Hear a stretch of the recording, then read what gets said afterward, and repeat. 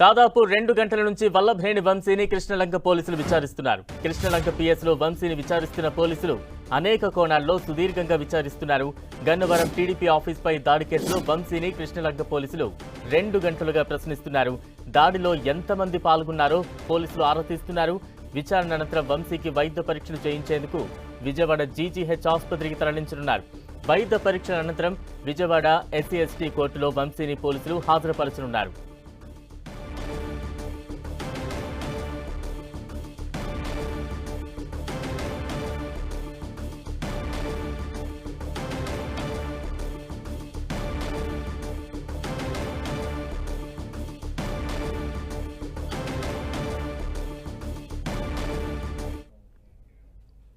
Krishnalanka police station కు వల్లభనేని వంశీ సతీమణి వచ్చారు. ఆమెతో పాటు మాజీ ఎమ్మెల్యే మొండి తోక జగన్మోహన్ రావు, ఎమ్మెల్సీ అరుణ్ కుమార్ కూడా ఉన్నారు.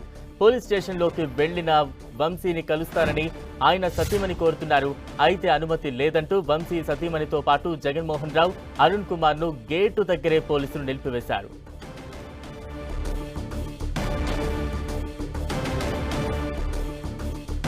బ్రేకింగ్ న్యూస్ చూస్తున్నాం. కృష్ణలంక పోలీస్ స్టేషన్ కు వల్లభనేని వంశీ సతీమణి చేరుకున్నారు. ఆమెతో పాటు మాజీ ఎమ్మెల్యే మొండితోక జగన్మోహన్ రావు, అలాగే ఎమ్మెల్సీ అరుణ్ కుమార్ కూడా ఉన్నారు.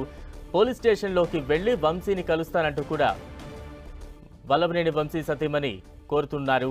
అయితే అనుమతి లేదు అంటూ కూడా వంశీ సతీమణితో పాటు జగన్మోహన్ రావు, అరుణ్ కుమార్ ను గేటు దగ్గరే పోలీసులు నిలిపివేశారు. ప్రస్తుతం దానికి సంబంధించిన విజువల్స్ కూడా మనం చూస్తూ ఉన్నాం. కృష్ణలంక పోలీస్ స్టేషన్లో వల్లభనేని వంశీని పోలీసులు సుమారుగా 2 గంటల పాటు విచారణ చేస్తూ ఉన్నారు. అయితే వల్లభనేని వంశీ సతీమణి కృష్ణలంక పోలీస్ స్టేషన్కు చేరుకున్నారు.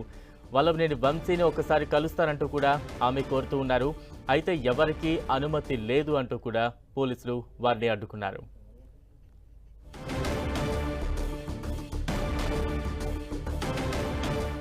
వల్లభనేని వంశీని కలిసేందుకు వల్లభనేని వంశీ సతీమణి కృష్ణలంక పోలీస్ స్టేషన్ కు చేరుకున్నారు. అయితే అనుమతులు లేవంటూ కూడా పోలీసులు అడ్డుకున్నారు. తాజా అప్డేట్స్ అందించేందుకు మా ప్రతినిధి జయరాజ్ సిద్ధంగా ఉన్నారు. జయరాజ్.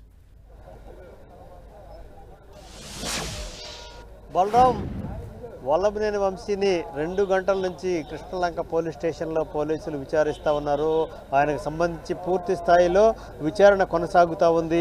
అనేక రకాల కోణాల నుంచి, విభిన్న కోణాల నుంచి ఆయన నుంచి కూడా ముందుగా సిద్ధం చేసుకున్నటువంటి నివేదిక ఆధారంగా, అదేవిధంగా ఉన్నటువంటి సాక్ష్యాధారాలు, సీసీ ఫుటేజీ, గతంలో ఇచ్చినటువంటి రిపోర్ట్ల ఆధారంగా వల్లభనేని వంశీ నుంచి సరైనటువంటి సమాధానాలు రాబట్టే ప్రయత్నం జరుగుతూ ఉంది. అయితే కృష్ణలంక పోలీస్ స్టేషన్కి ఆయన వల్లభనేని వంశీ సతీమణి వస్తే ఆవిడని లోపలికైతే అనుమతించలేదు. ఆయనతో పాటు వచ్చినటువంటి మాజీ ఎమ్మెల్యే మొండితోక జగన్మోహన్ రావు, ఎమ్మెల్సీగా ఉన్నటువంటి అరుణ్ కుమార్, అదేవిధంగా వల్లభనేని వంశీ లాయర్ కూడా పోలీస్ స్టేషన్కి అనుమతించలేదు. ఇక్కడ మనం చూస్తే మొత్తం కృష్ణలంక పోలీస్ స్టేషన్ దగ్గర ఉన్నటువంటి వాతావరణాన్ని చూడొచ్చు.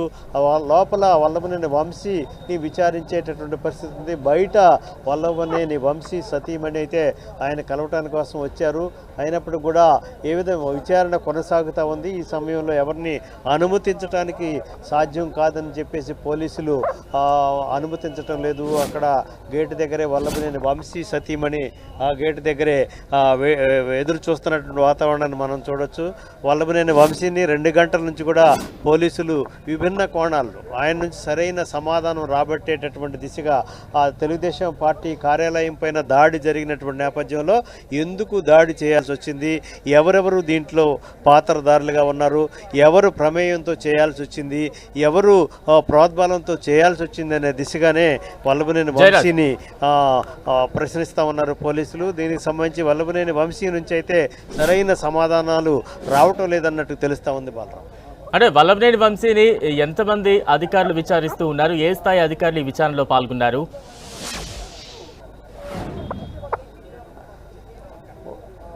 బలరాం, డీసీపీ, అదేవిధంగా సిఐలు, ఎస్ఐ స్థాయి దాదాపు 6 వల్లభనేని వంశీని విచారిస్తున్నట్టుగా తెలుస్తూ ఉంది. వల్లభనేని వంశీని ముందుగానే సిద్ధం చేసుకున్నటువంటి నోట్స్, ముందుగానే తయారు చేసుకున్నటువంటి ప్రశ్నలు, ఆ దిశగానే వల్లభనేని వంశీని డీసీపీ స్థాయి అధికారి, ఆయన బృందం కూడా ఎవరైతే హైదరాబాద్ నుంచి అరెస్ట్ చేసి విజయవాడ వరకు తీసుకొచ్చినటువంటి టీం ఏదైతే టీం ఉందో ఆ టీం ప్రత్యేక టీంని దీనికోసం ఏర్పాటు చేశారు.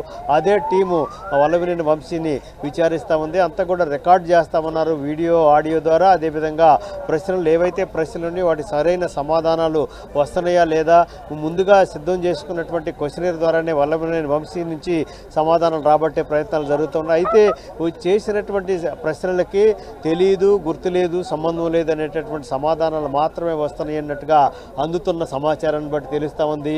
అసలు ఈ కేసుతో తనకు ఎలాంటి సంబంధం లేదని చెప్పేసి ఆ తెలుగుదేశం పార్టీ కార్యాలయం దాడికి సంబంధించి తన ప్రమేయం కానీ తనకు సంబంధించిన అంశం కానీ ఏమాత్రం కాదని చెప్పేసి ఖండించినట్టుగా సమాచారం అందుతూ ఉంది. అయితే ఆయన అనుచరులుగా ఉన్నటువంటి వ్యక్తులు ఇప్పటికీ దాదాపు 88 మంది ఈ కేసులో నిందితులుగా పోలీసులు నమోదు చేశారు. వారిలో 46 మందికి పైగా నిందితుల్ని గుర్తించారు. వారి స్టేట్మెంట్ కూడా రికార్డ్ చేశారు. కొంతమంది నేరస్తులను తేల్చిన నేపథ్యంలో వారిని రిమాండ్ కూడా పంపించినటువంటి పరిస్థితి ఉంది. ఆ రికార్డు వారు ఇచ్చిన స్టేట్మెంట్లు కూడా వల్లభనేని వంశీ ముందు పెట్టి ఆ దిశగానే ఆయన నుంచి సమాధానం రాబట్టే ప్రయత్నాలు జరుగుతున్నాయి. అంటే విచారణ ఇంకా ఎంతసేపు కొనసాగే అవకాశం ఉంది? మరోవైపు వంశీ భార్య ఇప్పటికీ పోలీస్ స్టేషన్ దగ్గర వెయిట్ చేస్తూ ఉన్నారా? మీడియాతో ఏమైనా మాట్లాడే ప్రయత్నం చేశారా?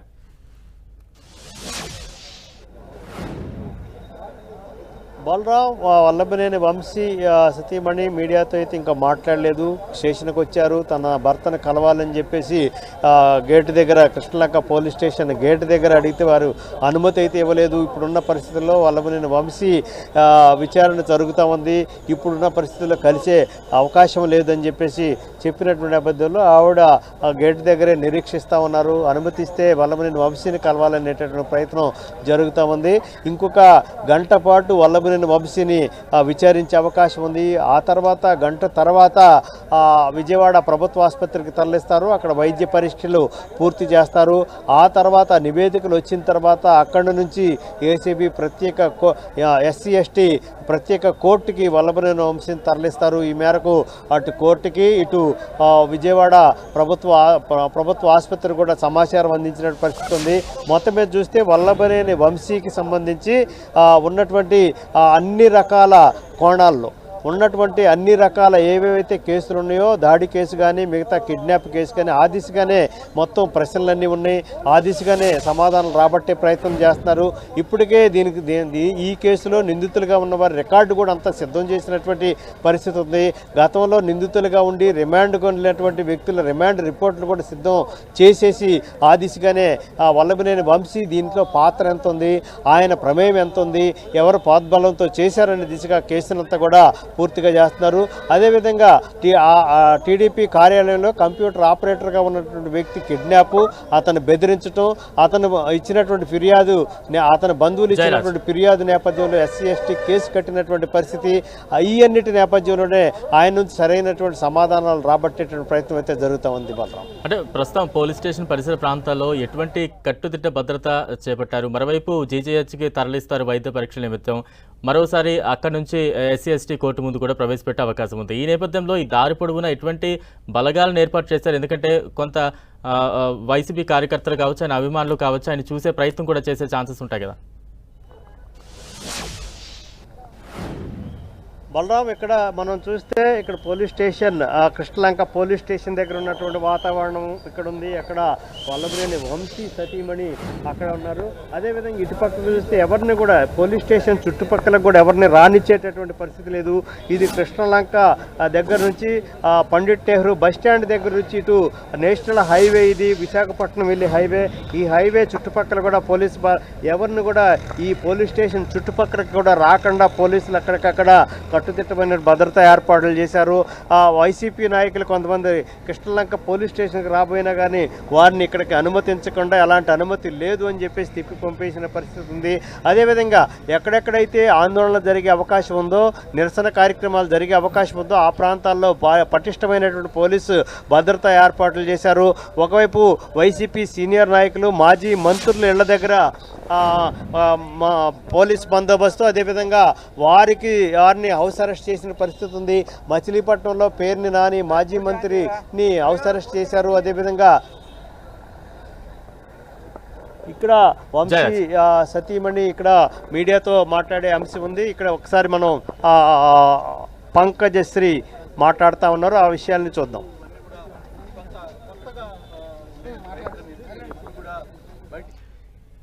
కృష్ణలంక పిఎస్లో వల్లభనేని వంశీ విచారణ సాగుతోంది. ప్రస్తుతం దానికి సంబంధించిన అప్డేట్స్ మనం చూస్తూ ఉన్నాం. సుమారు 2 గంటలకు పైగానే ఈ విచారణ సాగుతోంది. అయితే వల్లభనేని వంశీని కలిసేందుకు ఆయన సతీమణి కృష్ణలంక పోలీస్ స్టేషన్కు చేరుకున్నారు. అయితే ఎటువంటి అనుమతులు లేవు అంటూ కూడా పోలీసులు కొంతవారిని అక్కడ అడ్డగించే ప్రయత్నం చేస్తున్నారు. అనుమతులు లేకుండా లోపలికి అనుమతించేది లేదంటూ కూడా పోలీసులు చెప్తున్నారు. అయితే ప్రస్తుతం మీడియాతో వల్లభనేని వంశీ సతీమణి మాట్లాడుతూ ఉన్న దృశ్యాలు అయితే మనం చూస్తూ ఉన్నాం. మరోవైపు కృష్ణలంక పిఎస్ పరిసర ప్రాంతాలంతా కూడా కొంత కట్టుదిట్టమైన భద్రత ఏర్పాట్లు చేపట్టారు. విచారణ సాగుతోంది. వల్లభనేని వంశీ విచారణ అనంతరం ప్రభుత్వ ఆసుపత్రికి వైద్య పరీక్ష నిమిత్తం ఆయన్ని అక్కడికి తరలిస్తారు. ఆ తర్వాత SC/ST ప్రత్యేక కోర్టు ముందు కూడా వల్లభనేని వంశీని హాజరుపరిచే ఛాన్సెస్ అయితే ఉన్నాయి.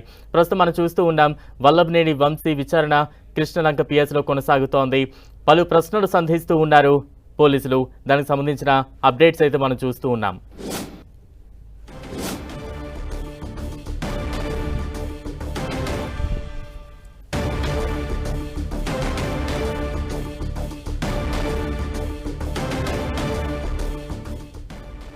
రైట్, జయరాజ్ మరింత అప్డేట్స్ అందించేందుకు మనకు అందుబాటులో ఉన్నారు.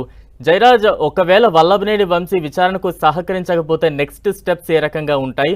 మరోవైపు న్యాయ నిపుణులతో మీరు ఏమైనా మాట్లాడే ప్రయత్నం చేశారా? ఈ సెక్షన్ల తీవ్రత ఏంటి? ఒకవేళ ఈ సెక్షన్లు రుజువైతే ఎటువంటి శిక్షలు ఉండే ఛాన్సెస్ ఉంటాయి?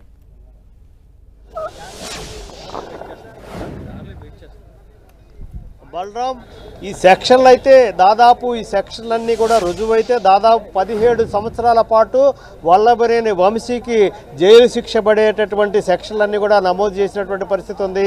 ఎక్కడ కూడా పూర్తి స్థాయిలో SC/ST కేసు, అదేవిధంగా కిడ్నాప్ కేసు, వీటన్నిటికి సంబంధించి దాదాపు 17 సంవత్సరాల పాటు ఆయనకి ఆ సెక్షన్లో ఆ నేరం రుజువైతే మాత్రం 17 సంవత్సరాల పాటు శిక్ష పడే అవకాశం ఉంది. అలాంటి సెక్షన్లు ఈరోజు పోలీసులు నమోదు చేసినటువంటి పరిస్థితి ఉంది.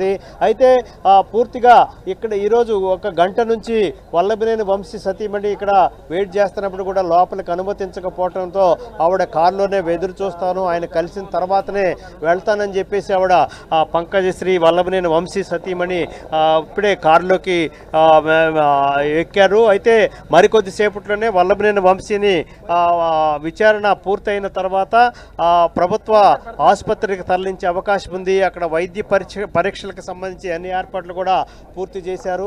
వైద్య పరీక్షలు తర్వాత SC/ST ప్రత్యేక కోర్టుకి ఆయన తరలించేటటువంటి అవకాశం ఉంది. దీనికి సంబంధించిన ప్రక్రియ అంతా కూడా కొనసాగుతున్నటువంటి వాతావరణం. మొత్తం మీద చూస్తే ఈరోజు వల్లభనేని వంశీకి సంబంధించి కేసు అయితే చాలా తీవ్రత ఉంది. కేసులో నమోదు చేసినటువంటి సెక్షన్లు అయితే చాలా కఠినమైనటువంటి సెక్షన్లు ఉన్నాయి. ఇవి మొత్తం కూడా ఆ సెక్షన్లన్నీ రుజువైతే 15 నుంచి 17 సంవత్సరాల పాటు జైలు శిక్ష పడేటటువంటి అవకాశం ఉంటుందని చెప్పేసి న్యాయ నిపుణులు అయితే పేర్కొంటా ఉన్నారు. దీనికి సంబంధించి న్యాయ నిపుణులు ఉన్నటువంటి కేసు ఉన్నటువంటి సెక్షన్లు ఏవైతే ఉన్నాయో ఆ సెక్షన్లకు సంబంధించి చాలా తీవ్రమైనటువంటి సెక్షన్లు ఇవన్నీ కూడా వీటికి సంబంధించి పటిష్టంగా రికార్డు అయితే పూర్తవుతుంది. వల్లభనేని వంశీ నుంచి చాలా కీలకమైనటువంటి ఆధారాలను సేకరించే పనిలో ఆయన నుంచి స్టేట్మెంట్ రికార్డ్ చేసేటటువంటి పనిలో ఉన్నారు.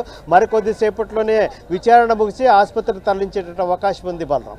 Right, thank you Jayaraj.